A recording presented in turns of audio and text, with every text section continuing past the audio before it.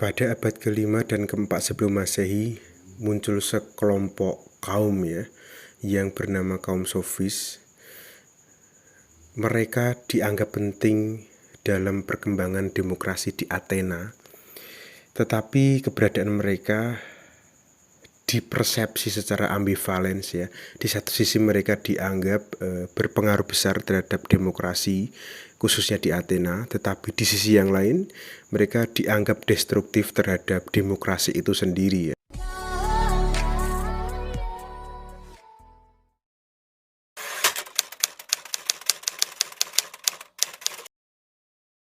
Assalamualaikum warahmatullahi wabarakatuh. Di pembahasan sebelumnya mengenai filsafat prasokratis, saya telah memberikan introdusir bahwa kaum Sofis itu bersamaan dengan Sokrates ya.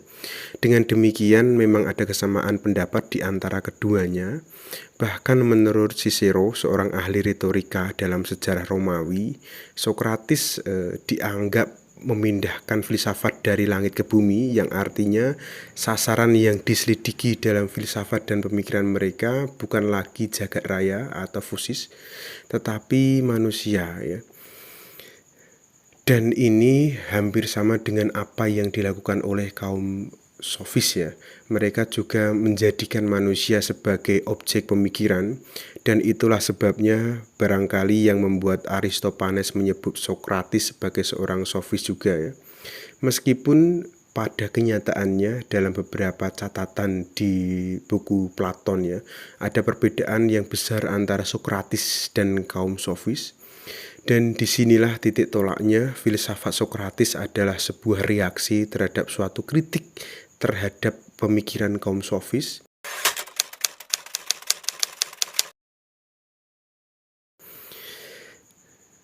Sofisme sebenarnya bukanlah suatu mazhab, melainkan suatu aliran, jadi suatu gerakan dalam bidang intelektual pada abad ke-5 sebelum Masehi.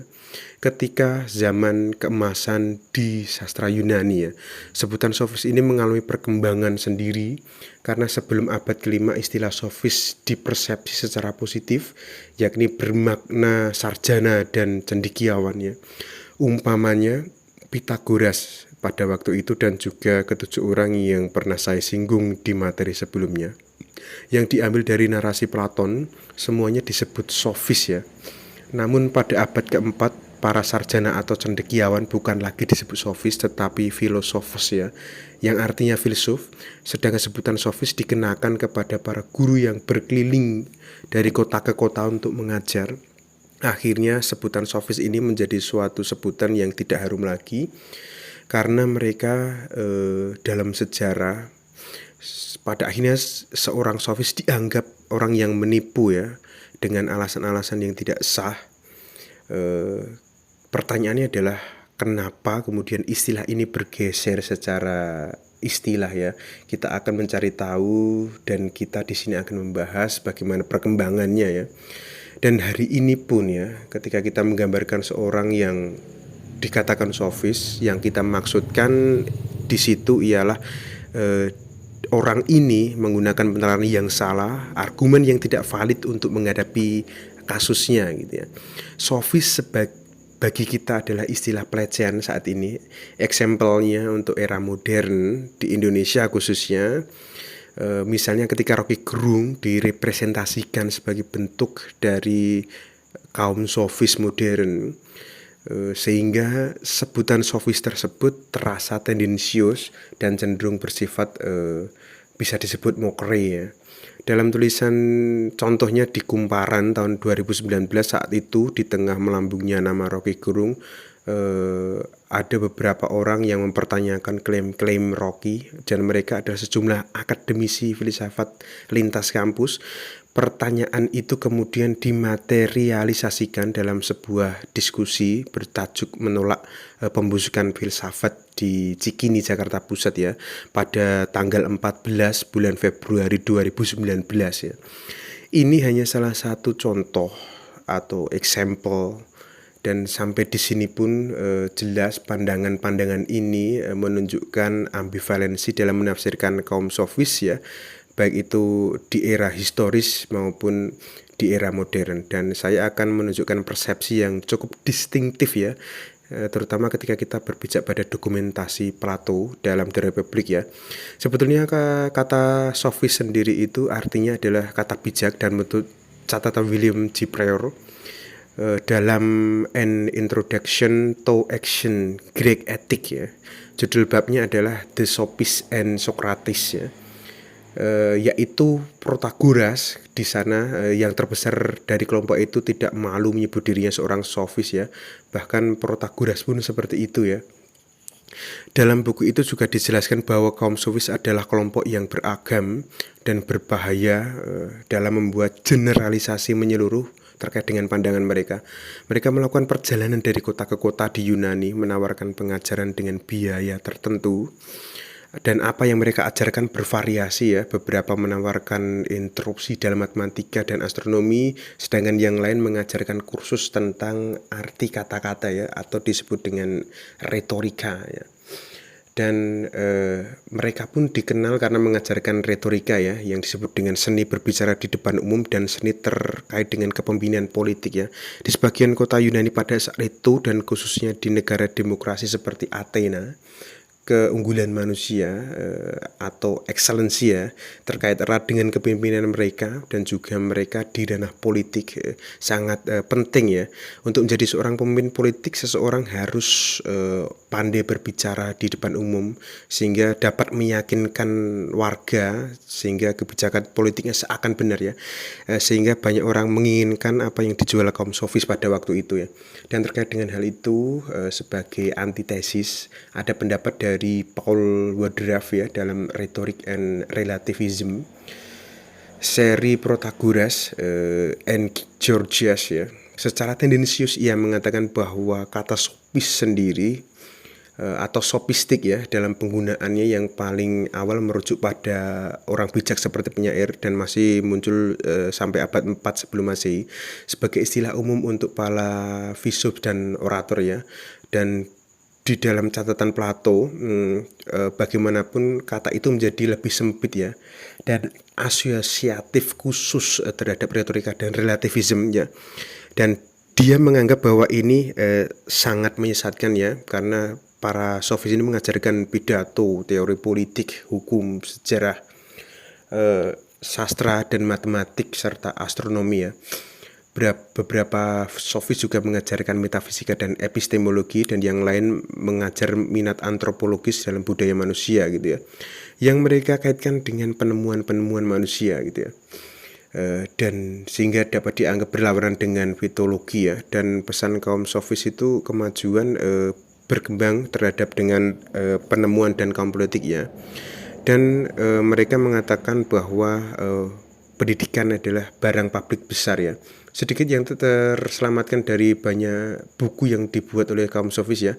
Pada pokok-pokok doktrinnya ya, kita sering diberikan kesempatan menarik kesimpulan dari bukti yang tipis. Banyak di antara apa yang kita yakini tentang kaum sofis berasal dari Platon, yang kritis terhadap sebagian besar dari mereka karena menampilkan dirinya sebagai seorang guru mata pelajaran yang menurutnya tidak mereka pahami dengan benar ya. Karya Platon adalah fiksi sejarah yang dituliskan 50 tahun atau lebih setelah Protagoras ya. Dan membuat gelombang kejut di Athena ya pada waktu itu. Tujuannya lebih filosofis daripada historis, dan kita harus berhati-hati untuk tidak tergoda dengan tulisannya. Dan yang jelas kita harus berhati-hati juga ketika mengambilnya, menempatkannya sebagai saksi mata ya. Dan secara tidak langsung dia meragukan kedudukan Platon ya sebagai tendensius untuk mengatakan ini ya. Jadi tujuan Platon jelas untuk membedakan Sokrates dengan kaum sofis ya. Jadi dia membedakannya itu ya terkait dengan imajinasi populer. Dan tujuan ini membantu menjelaskan mengapa Platon menunjukkan Sokrates, kenapa dia menantang kaum sofis ya terkait dengan klaim mereka sebagai guru. Meskipun Platon melakukan Protagoras dan Gorgias dengan rasa hormat ya, dia membuat Sokrates seolah-olah mudah untuk membantah mereka ya. Dan ketika dia menulis terkait dengan orang-orang sofis pada umumnya, Platon rata-rata menuliskan dan berbicara dengan keras dan kasar ya. Dalam pandangannya, kaum sofis menggantikan penampilan untuk kenyataan dan persuasif untuk kebenarannya.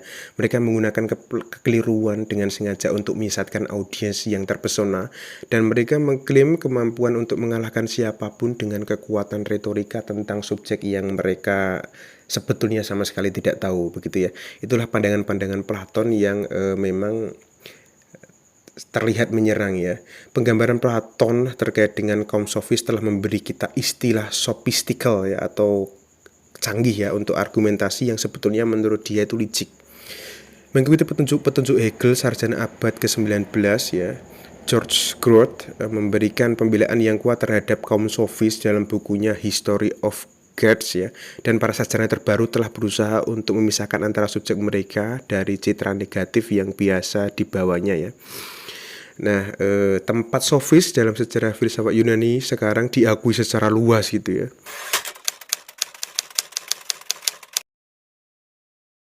Dan ini menentang ya tadi dari pendapat Paul Wardraf ya. Dalam pembicaraan ini akan dibahas dua nama, yaitu kaum sofis Protagoras dan juga Gorgias ya. Yang pertama yang paling sukses memproklamirkan diri sebagai seorang sofis ialah Protagoras tentunya. Profesinya seperti yang didefinisikan ya, adalah untuk meningkatkan murid-muridnya dengan menanamkan padanya kebajikan penilaian yang baik gitu ya, atau eubulia ya, yang katanya akan membuat mereka sangat cakap atau berkuasa dalam kehidupan publik ya, serta dalam mengelola rumah tangga mereka sendiri gitu ya. Plato dalam Protagoras 3i8e dia memiliki minat atau interest yang luas dalam penggunaan bahasa, terutama untuk pidato gitu ya. Dalam sejarah filsafat ia terkenal karena ajarannya yang mengatakan bahwa manusia adalah ukuran segala sesuatu gitu ya, 380 BI ya, yang dalam interpretasi Platon setara dengan relativisme kebenaran terhadap persepsi individu ya. Untuk Gorgias yang sejaman dengan Protagoras, dia dianggap seorang guru public speaking, dan menurut Platon dia tidak mengklaim untuk meningkatkan murid-muridnya dengan cara lain. Dia membawa metode argumennya dari panggung pidato publik ya ke penanganan masalah filosofis yang mendalam. Sementara Protagoras merelatifkan realitas dan menegaskan pengetahuan individu, Gorgias menyangkal realitas dan pengetahuan sama sekali ya. Kedua doktrin paradoks tersebut mungkin merupakan tanggapan terhadap perkembangan filsafat sebelumnya, dan keduanya memicu tanggapan dari para filsuf di kemudian ya. Keberhasilan Protagoras sebagai guru dan ketenaran Gorgias sebagai pembicara membuka jalan bagi generasi sofis berikutnya. Prodicus ya dikenal karena mencoba perbedaan yang tepat dalam definisi kata-kata. Kemudian Hippias memiliki minat luas. Dia dikatakan telah membuat kemajuan dalam bidang sains, yaitu penemu kurva yang dikenal sebagai kuadratrik ya, dan dikenal karena karyanya dalam astronomi ya. Ada beberapa bukti yang berkaitan dengan ajaran Antipon, Critias ya, Evenius, Aeti dan Euthydemus ya, Thrasymachus, Asidamas dan Lycopron ya. Anonymous ia penulis yang anonim ya ini ya, dan penulis Disoilogoi ya, atau argumen dua kali lipat ya, juga dianggap sofis. Pandangan terkait dengan pandangan kaum sofis muncul di Republik ya, 358e sampai 309b karya Platon, dan Gorgias tentang konflik antara hukum dengan alam ya, 483A, 48AC. Pengaruh kaum sofis juga terlihat melalui History of the Peloponnesia ya, karya Thucydides ya. Dalam penguasaan retorikanya, realismenya tentang motivasi manusia dan sikap diamnya tentang agama dan dewa-dewa gitu ya. Socrates muncul sebagai guru dalam Aristophanes ya, ini Claude ya, atau Awan ya, dalam versi yang dipertahankan 402 sebelum Masehi, membicarakan pengajaran terhadap ilmu alam dan jenis berbicara di depan umum yang diajarkan oleh para sofis ya. Meskipun salah pada sebagian besar detail, tetapi penggambaran karya dari Aristophanes tersebut tentang Sokrates itu cukup benar untuk menghibur penonton ya. Yang mengetahui reputasi Sokrates selain Antipon dan Thucydides ya, Sokrates adalah satu-satunya tokoh Athena yang terkemuka dan terlibat dalam pembelajaran baru ya, atau sekolah modern, dan karyanya memiliki banyak kesamaan dengan karya para sofis ya. Dia memiliki berbagai minat terhadap sofis dalam etika dan mengadopsi beberapa ide dalam metode mereka ya. Teori tentang hukuman sebagai pendidikan dekat apa yang dikatakan dengan Platon ya, terkait dengan Pitagoras. Dan metode pertanyaannya adalah variasi dari praktik yang canggih ya. Sedangkan ketertarikannya dalam mendefinisikan ya terhadap keadilan terkait dengan sofis kebenaran kata-kata gitu ya. Sedikit gambaran saya akan menjelaskan mengenai kaum sofis. Jadi karena kaum sofis ini mencari nafkah dengan berpergian dari kota ke kota, mereka harus berurusan dengan fakta bahwa hukum di Athena katakanlah berbeda dengan hukum di Korintus gitu ya.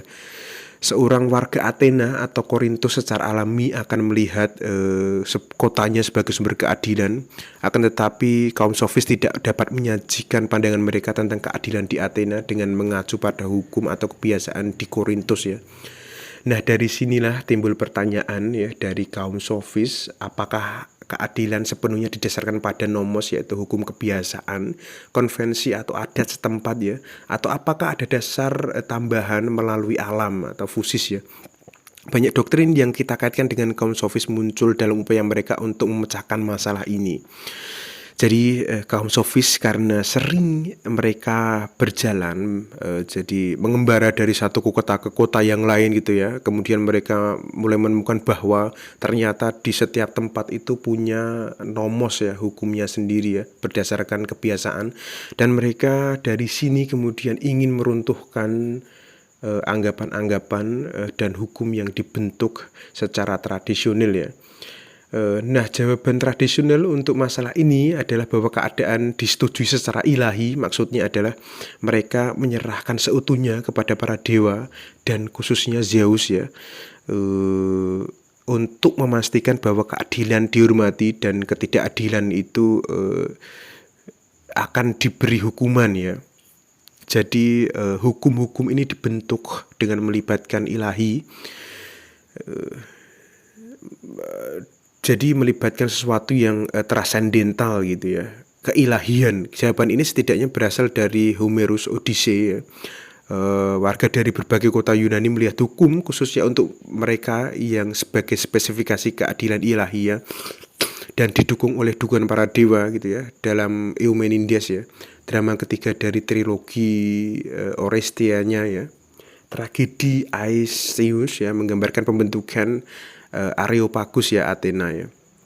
Pengadilan untuk pengadilan pembunuh ya, sebagai karya Dewi Athena gitu ya, dari warga negara Yunani yang biasa kemudian melihat hukum warga negaranya sebagai sistem hukum keadilan yang universal ya. Dan dari situlah kaum sofis umumnya menanggalkan pandangan tradisional tentang keadilan ini. Mereka tidak sepakat dengan orang-orang di Athena terkait dengan hukum yang melibatkan hal-hal yang transendental atau ilahiyah tadi ya.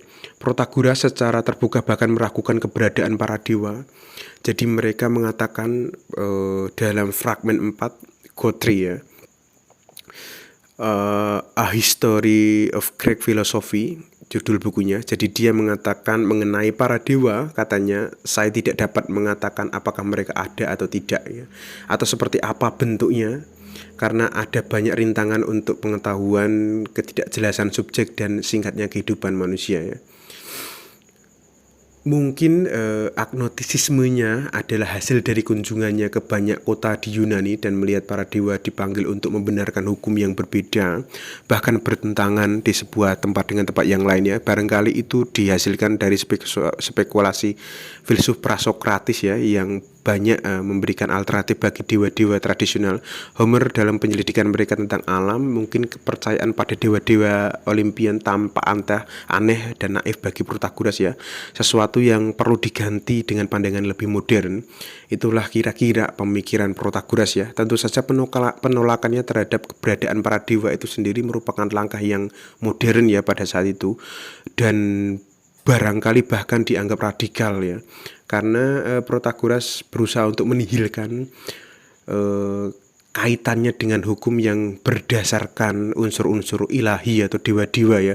Orang hampir tidak dapat membayangkan tipikal orang Athena yang meninggalkan pertunjukan Oedipus, sang raja yang mengungkapkan perasaannya ya. Bagaimanapun begitu Protagoras telah meninggalkan dasar-dasar ilahi dari lembaga-lembaga hukum, dia harus mencari dukungan lain untuk mereka ya, murid-muridnya yang secara alami nantinya akan bertanya kepadanya, misalnya apa yang didasarkan pada keadilan jika bukan dari keilahian, misalnya pertanyaan seperti itu. Jadi seandainya ada pertanyaan seperti itu, Protagoras kemudian melihat sifat manusia untuk memberikan jawabannya. Katanya manusia adalah ukuran dari segala sesuatu, dari yang ada dan karena tidak ada ya.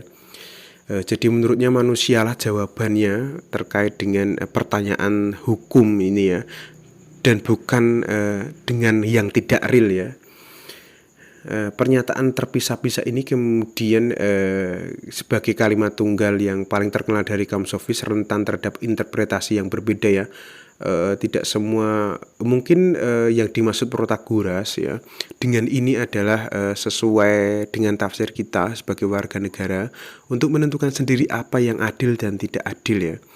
Dan bahwa kita tidak boleh melihat kestandaran eksternal seperti para dewa untuk memfasilitasi pilihan kita gitu ya. Pada interpretasi ini orang-orang secara kolektif yang memutuskan apa itu keadilan, dan terlepas dari kenyataan bahwa pernyataan itu mengacu pada segala sesuatu, Protagoras mungkin tidak berpikir untuk menerapkannya di luar arena politik ya. Dan bagaimanapun juga itu adalah keunggulan politik yang diklaimnya, kaitannya untuk mengajar ya. Jadi ketika Plato menafsirkan pernyataan dalam Theaeticus ya, bagaimanapun itu berarti individu adalah hakim tertinggi dari kebenaran pernyataan apapun, dan pernyataan itu benar untuk setiap individu yang mempercayainya gitu ya. Dengan kata lain, Platon melihat Protagoras sebagai seorang relativism ya. Jadi relativis subjektif ya. Jadi orang yang menganggap kebenaran relatif terhadap persepsi setiap individu. Jadi jawaban dari beberapa individu itu dianggap benar sesuai dengan realitasnya masing-masing.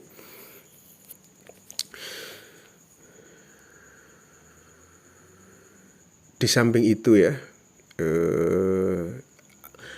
apapun yang Protagoras maksudkan dengan ucapan yang terkenal tadi, yang semacam relativis tadi, dia tidak dapat menemukan standar kebenaran yang lebih tinggi daripada kesepakatan di antara manusia ya, gitu maksudnya ya. Jika orang Athena dan orang Korintus tidak setuju tentang hukum, maka apa yang diputuskan orang Athena hanya untuk mereka ya, dan apa yang diputuskan oleh orang Korintus sama-sama adil untuk mereka sendiri ya. Pandangan ini tentunya memudahkan Protagoras untuk mengajar di kota-kota yang berbeda tanpa menyinggung otoritas lokal gitu ya. Karena ia dapat dengan hati nurani yang bersih menganjurkan agar murid-muridnya mematuhi hukum dari berbagai negara bagian mereka ya. Hukum suatu negara tidak didasarkan pada fusis atau alam, tetapi pada nomos atau kebiasaan ya. Tetapi itu tidak melemahkan klaim mereka atas otoritas, setidaknya di mata Protagoras ya. Jadi itu yang dimanfaatkan oleh Protagoras terkait dengan wawasan dia terhadap hukum di berbagai daerah. Tidak semua sofis setuju dengan Protagoras ya, tapi dalam hal ini sebut saja misalnya Antifon ya berpendapat bahwa ada hukum alam yang berbeda dari hukum sivil ya, konvensional ya. Civil law yang didasarkan pada nomos menuntut manusia untuk melakukan banyak hal yang bertentangan dengan kodrat ya. Hukum alam di sisi lain atau fusis memerintah agar orang bertindak untuk kepentingan mereka sendiri ya. Misalnya mungkin menguntungkan bagi saya misalnya untuk melukai musuh, tetapi hukum sivil melarang saya untuk melakukannya kecuali untuk membela diri. Ketika nomos dan fusis saling bertentangan, hal yang bijaksana untuk dilakukan adalah mematuhi konvensi keadaan seorang ketika seseorang sedang diamati di depan umum ya. Tetapi mengikuti alam secara pribadi ketika seseorang yang yakin dia tidak akan ketahuan gitu ya. Sebuah teori seperti ini memerlukan beberapa penjelasan tentang apa yang nyata atau kepentingan alami seseorang, tetapi ini tidak diberikan oleh kaum sofis ya. Antipon tampaknya berasumsi bahwa manusia pada dasarnya adalah pencari kesenangan yang egois. Versi ekstrim dari gambaran sifat manusia ini disajikan oleh sofis Trasimakus ya di Platon Republik ya. Lihat pada karya Platon ya. Jelas jika ini adalah sifat sejati manusia, kehidupan yang baik dan kebajikan akan berbeda dari apa yang secara tradisional dianggap oleh orang Yunani ya. Memang dalam hal ini kaum sofis tidak berhasil menggantikan pandangan tradisional tentang sifat manusia, keadilan, kebajikan, dan hukum dengan pandangan baru mereka sendiri ya. Sebagian kegagalan ini disebabkan oleh ketidaksepakatan di antara mereka sendiri tentang isi dari pandangan yang baru tersebut. Contohnya adalah ketidaksepakatan antara Protagoras dan Antipon ya, yang disebutkan tadi ya. Kaum sofis mungkin telah setuju dengan kritik Protagoras terhadap dasar ilahi hukum, tetapi mereka tidak setuju dengannya atau satu sama lain terkait dengan apa yang menggantikannya ya. Jadi problematiknya adalah alternatif untuk menggantikan hukum yang ilahiyah itu seperti apa gitu. Sebagian kegagalan mereka adalah sifat radikal dari pikiran mereka sendiri ya. Pandangan mereka sangat berbeda dari tradisi di mana warga Yunani dibesarkan, sehingga mereka tidak bisa mendapatkan simpatik dari masyarakat umum ya. Akhirnya mereka gagal karena sebagian dari teori-teori baru yang mereka anjurkan tidak membantu mereka dalam tugas praktis mereka untuk menjadi pemimpin politik yang unggul ya. Relativisme Protagoras tidak menawarkan cara untuk menyelesaikan perselisihan yang mungkin timbul dalam keadaan antara para pemimpin dan faksi yang berseberangan ya. Ketika dihadapkan dengan perselisihan tentang tindakan yang harus diikuti oleh suatu negara misalnya, warga negara secara alami akan melihat ke arah standar keadilan atau keuntungan yang objektif untuk menentukan tindakan mana yang mereka anggap lebih baik ya. Pandangan Protagoras bagaimanapun tidak memiliki ruang untuk standarisasi seperti itu ya. Jadi orang hanya bisa menentukan tindakan apa yang benar setelah itu disahkan menjadi undang-undang ya. Tapi meskipun kaum sofis tidak berhasil menggantikan tradisi dengan pandangan mereka, pandangan kaum sofis itu sendiri ya, tetapi mereka dapat melemahkan kepercayaan publik Yunani ya terhadap tradisi itu ya. Ketika mereka mengajar kepada murid mereka bahwa hukum kota asal mereka didasarkan pada adat daripada sanksi ilahi, ini pasti akan melemahkan rasa hormat siswa terhadap hukum tersebut ya. Karena sulit untuk melihat mengapa seorang itu harus menganggap keputusan orang-orang dari generasi sebelumnya sebagai keputusan yang suci gitu ya, yang sifatnya masih percaya terhadap mite ya. Tidak jelas berapa banyak orang Yunani yang pada abad kelima yang meninggalkan moralitas tradisional dan berangkat menuju kaum sofis ya. Mungkin hanya minoritas kecil yang melakukannya, tetapi saya kira minoritas kecil itu merupakan orang yang tidak diragukan lagi, jadi anggota yang paling cerdas dari generasi muda Yunani yang merupakan sumber utama murid dari kaum sofis. Terlepas dari keberhasilan mereka dalam memenangkan petobat, kaum sofis dianggap sebagai fenomena budaya yang signifikan ya. Ini ditunjukkan oleh fakta bahwa pandangan mereka dan pandangan beberapa filsuf prasokratik itu secara brilian diparodikan oleh penyair komik hebat ya, Aristophanes ya, dalam dramanya ya, yang berjudul Cloud atau Awan ya.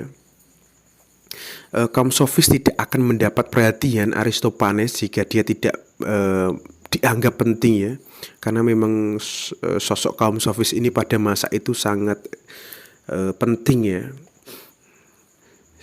Efek lain dari kaum sofis yaitu kemudian untuk melemahkan kepercayaan publik pada pandangan tradisional tentang moralitas tanpa menggantikan tradisi yang baru yang memuaskan. Dengan tidak adanya alternatif seperti itu, orang mungkin berpikir bahwa perbedaan moral tidak memiliki dasar yang sama sekali ya. Dengan kata lain, orang mungkin menjadi skeptis ya. Bagi seorang skeptis moral, semua penilaian moral itu menjadi bermasalah itu atau diragukan ya. Lebih buruk lagi, usaha untuk mencoba menentukan tindakan yang tepat tampaknya tidak ada harapannya. Jadi kaum sofis sendiri tidak skeptis karena mereka yakin akan keunggulan penilaian mereka sendiri atas dasar penilaian moral dibandingkan dengan yang diberikan oleh tradisi ya.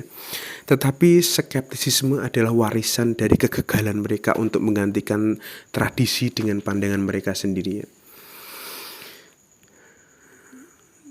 Banyak orang Yunani tradisional melihat hasil skeptis dari gerakan sofistik ini bereaksi dengan marah terhadap pandangan kaum sofis ya. Kaum sofis menghasilkan reaksi konservatif ya dari orang Yunani ya.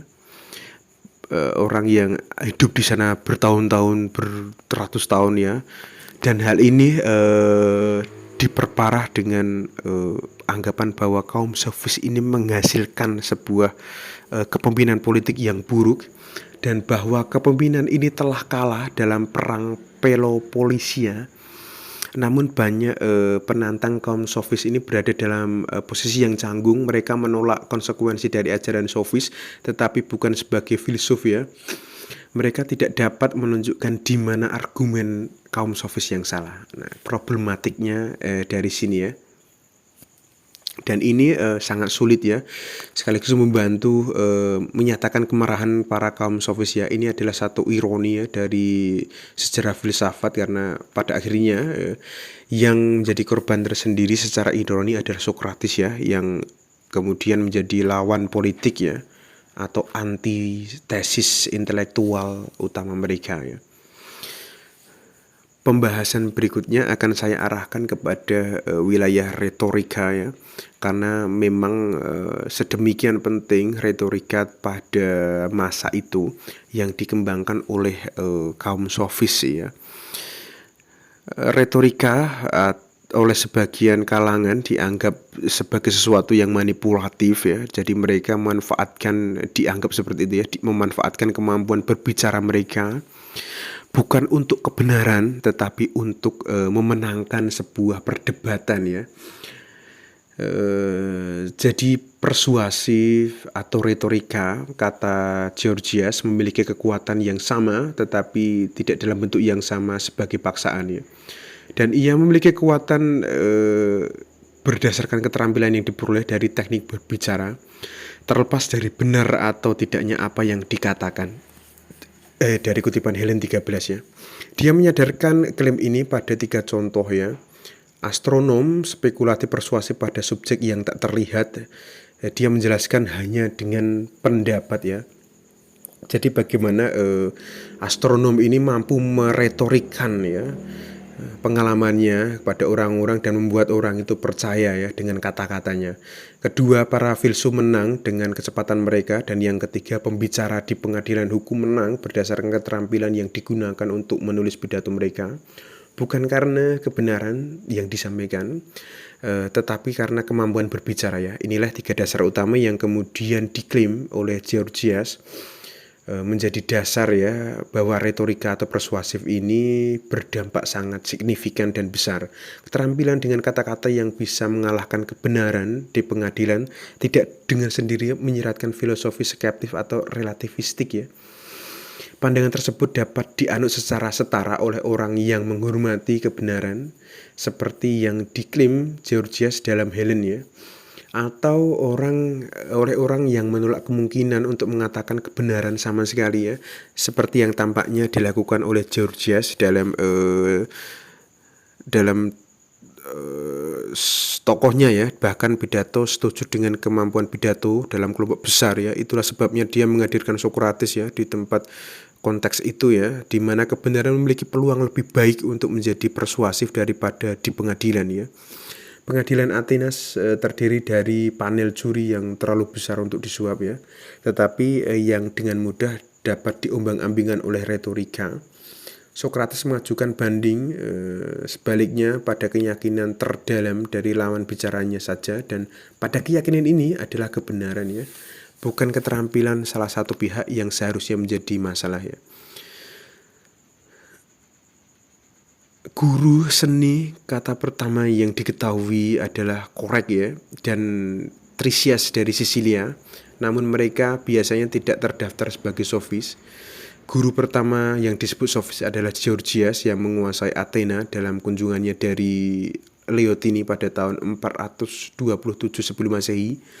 Dan siapa yang berpengaruh besar pada generasi orator sebelumnya ya Georgias ya.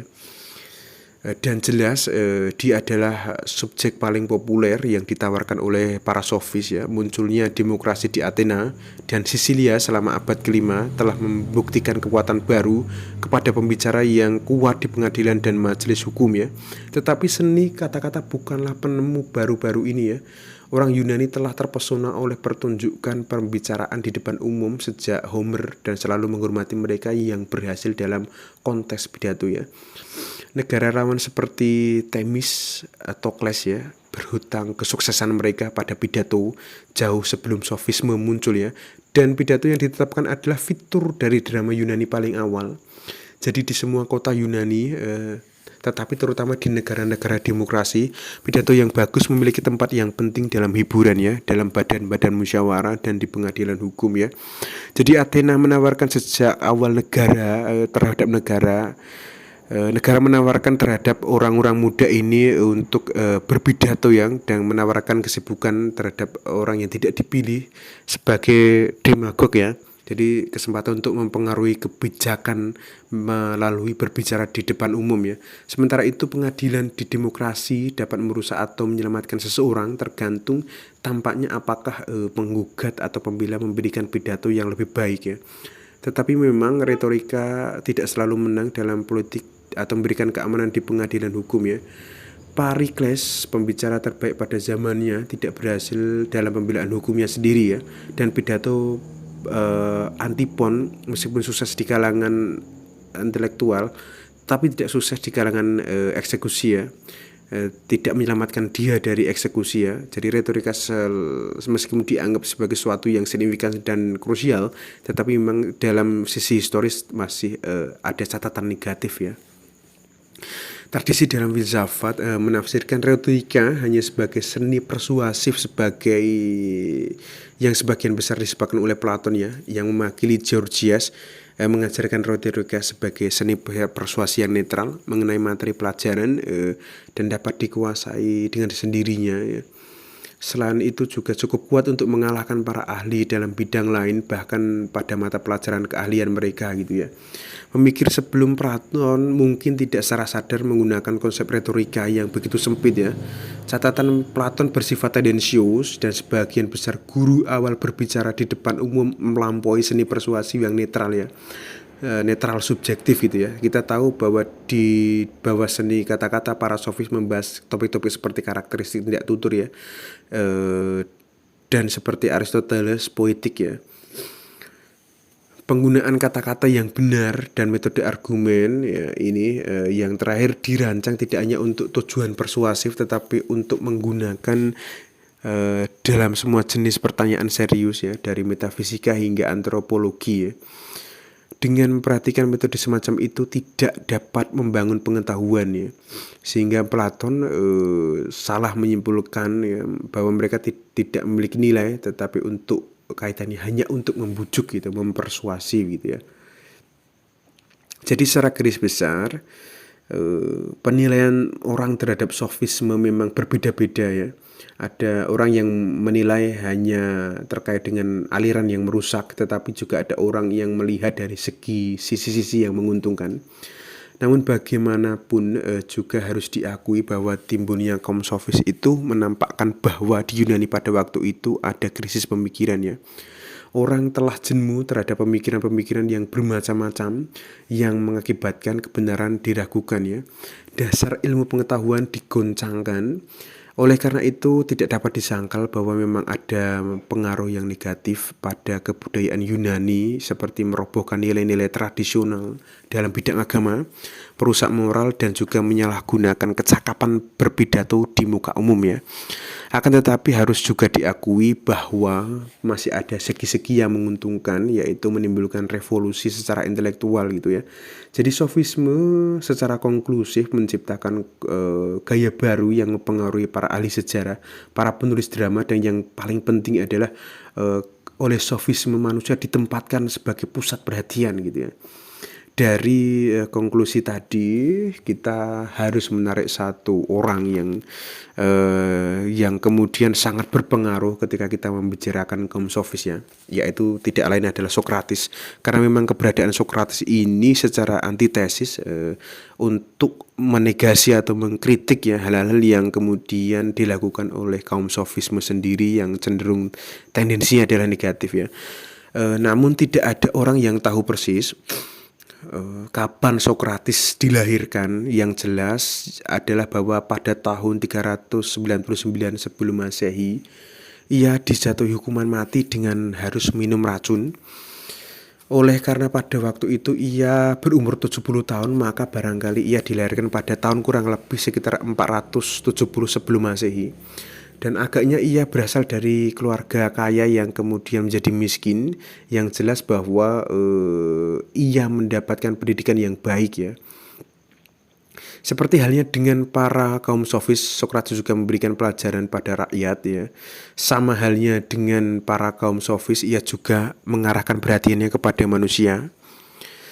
Perbedaannya dengan para kaum sofis terletak di bagian bahwa Sokrates tidak memungut biaya dari pengajaran yang dilakukan ya, kecuali itu maksud dan tujuan ajaran-ajarannya bukan untuk meyakinkan orang lain supaya mengikuti dia, tetapi untuk mendorong orang supaya mengetahui dan menyadari sendiri ya. Juga Sokrates menentang relativisme kaum sofis ya, sebab ia yakin bahwa ada kebenaran yang sifatnya objektif ya. Sokrates tidak meninggalkan tulisan apapun. Jadi pengetahuan kita tentang dirinya kita terima dari para murid-muridnya ya. Yang terpenting adalah Platon ya. Padahal murid Sokrates ada banyak sekali yang tulisannya bermacam-macam tentang dia ya. Dan pada umumnya pemberitaan yang dipandang sebagai pemberitaan yang dapat dipercaya adalah pemberitaan dari Platon dan Aristoteles ya. Jadi cara Sokrates dalam membicarakan ajarannya adalah dengan mendatangi bermacam-macam orang ya, seperti ahli politik, pejabat, tukang dan lain sebagainya ya. Kemudian kepada mereka dikemukakan pertanyaan-pertanyaan yang mengenai pekerjaan mereka, hidup mereka sehari-hari dan lain sebagainya ya. Jangan pertama-tama mereka dianalisa dan disimpulkan dalam sebuah hipotesa. Hipotesa ini dikemukakan lagi pada mereka yang dan kemudian dianalisis lagi, kemudian ia menemukan dan mencapai tujuannya, yaitu membuka kedok segala peraturan atau hukum-hukum yang semu sehingga tampak sifatnya yang semu ya, dan mengajak orang untuk menelusuri sumber-sumber hukum yang sejati gitu. Supaya tujuan hidup tercapai diperlukan suatu pembentukan pengertian yang murni menurut dia ya.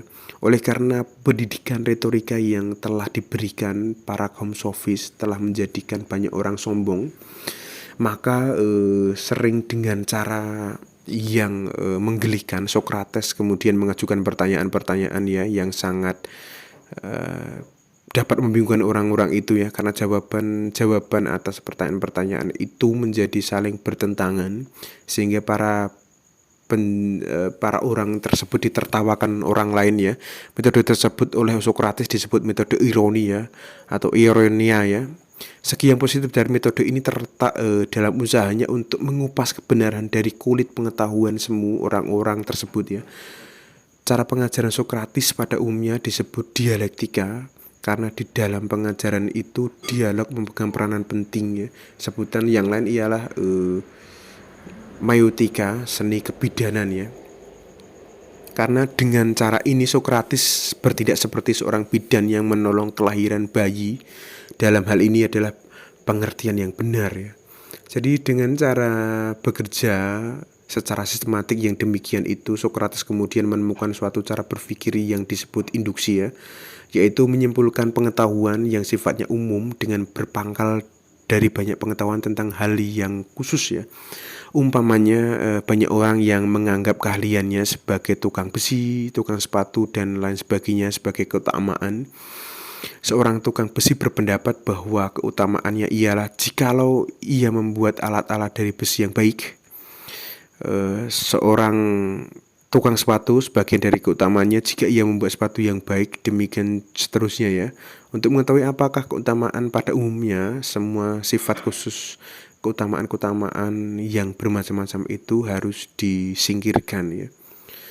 Tinggallah keutamaan yang sifatnya umum ya. Demikianlah dengan induksi itu sekaligus ditemukan apa yang disebut dengan definisi umum ya. Definisi umum ini pada waktu itu belum dikenal. Jadi Sokrates lah yang menemukannya ya, yang ternyata penting sekali artinya bagi ilmu pengetahuan gitu ya. Bagi Sokrates, definisi umum ini bukan pertama-tama